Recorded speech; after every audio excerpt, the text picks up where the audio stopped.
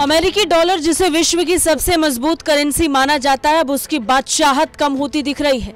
एक रिपोर्ट के मुताबिक मार्च में चीन के सीमा पार व्यापार के लिए डॉलर को पछाड़ते हुए युआन सबसे व्यापक रूप से इस्तेमाल की जाने वाली मुद्रा बन गई है।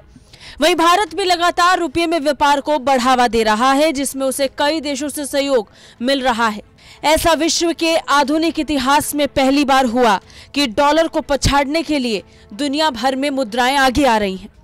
अर्जेंटीना की सरकार ने भी ये घोषणा कर दी है कि उनका देश चीन से आयात के लिए डॉलर के बजाय चीनी मुद्रा युआन में भुगतान करेगा। अर्जेंटीना की सरकार ने फैसला डॉलर के घटते भंडार को देखते हुए लिया है।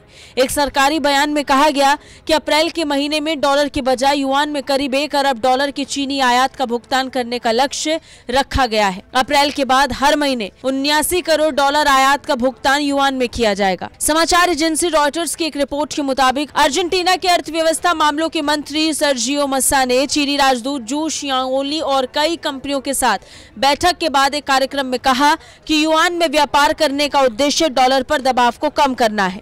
दक्षिण अमेरिकी देश ने यह फैसला ऐसे वक्त पर लिया जब उसकी अर्थव्यवस्था में सुस्ती आई है और देश इस साल होने वाले चुनावों से पहले भारी राजनीतिक अनिश्चितता झेल रहा है। अर्जेंटीना में भयंकर सूखा पड़ा है, जिसके कारण कृषि निर्यात में भारी गिरावट आई और देश में डॉलर के भंडार में कमी आ गई।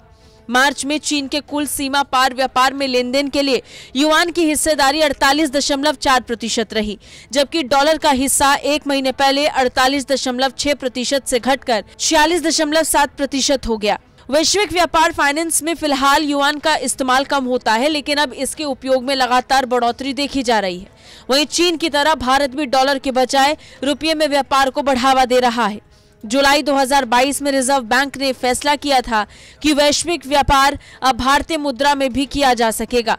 इसके बाद से ही भारत उन देशों को इस प्रक्रिया के तहत लाने की कोशिश कर रहा है जिनके पास अमेरिकी डॉलर की कमी है।